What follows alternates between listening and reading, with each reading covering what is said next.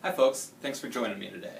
Throughout this video series we've talked a lot about the three types of stresses that we all deal with: chemical, physical, and emotional.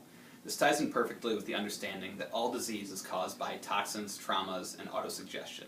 And today I want to talk about toxins. Specifically, I want to talk about a few of the very easy, basic steps we can take each and every day to rid ourselves of the toxins that we come in contact with, whether these toxins are a result of our own choices or merely a product of living in the world we're surrounded by.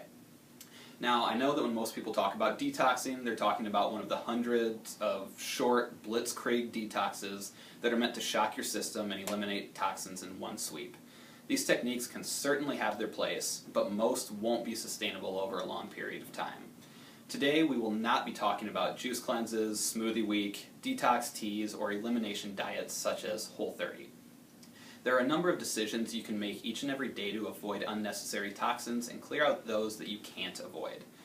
We are constantly surrounded by toxins in the air we breathe, the water we drink, the houses we live in, and the places we work. No matter how hard we try, these cannot be eliminated from our lives, not fully at least. And even though we are in control of our exposure to a lot of the toxins that we take in, especially in the dietary choices we make, we're all human.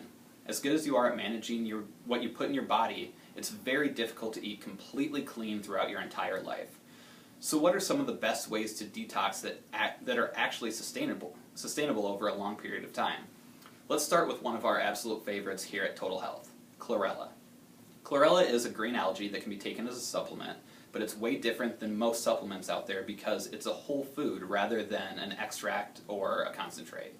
There are a ton of incredible benefits from incorporating chlorella into your day, including the fact that chlorella is a complete protein. That means it contains all of the essential amino acids.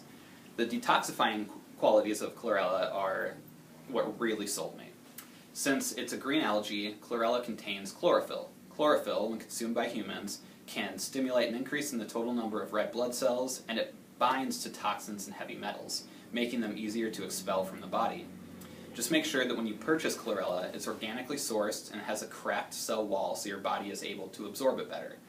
Keeping on that chlorophyll thought, don't skimp on the green, leafy veggies in your everyday diet. They're not only packed with the nutrients you need to build health and fiber to help keep you regular, they'll offer even more of that toxin-clearing chlorophyll. Don't like veggies? Sorry. There's no way around it. You need them. Find a way to prepare them so you'll enjoy them as much as possible. And this is as scoldy as I'll ever get, so you know I'm serious. Next up is water. It's simple. Drink more of it. And make sure it's filtered. Eating a healthy diet and supplementing will give you all of the minerals you need, so you don't need anything extra that you're getting with unfiltered water. One of the best pieces of advice I've seen regarding water intake is to get as much down as possible in the first half hour of being awake. This will not only fire up your metabolism and fat burning for the day, it will also help flush your system after a night of digestion. I'm sure you've heard this about 1,000 times, but you should shoot for drinking half your weight in ounces of water each day.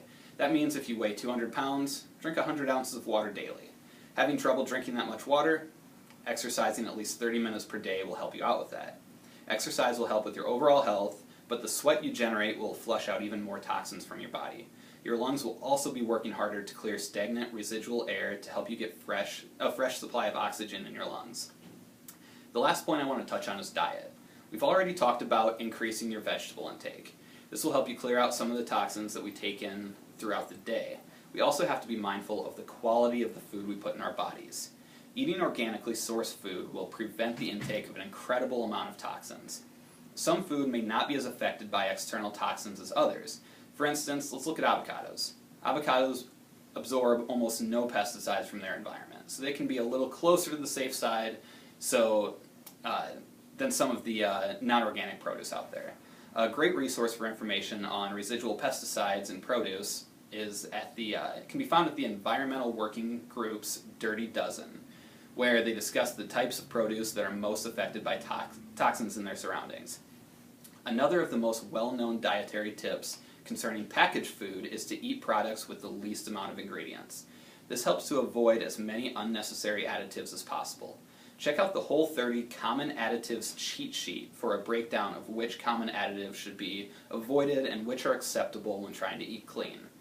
Thanks for hanging around through all of that. It might seem like a lot of information to take in, and it can be a huge undertaking to implement these things into your day-to-day life.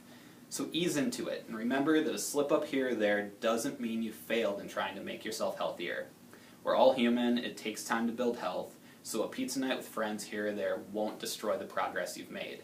I hope this helps, so good luck and be well.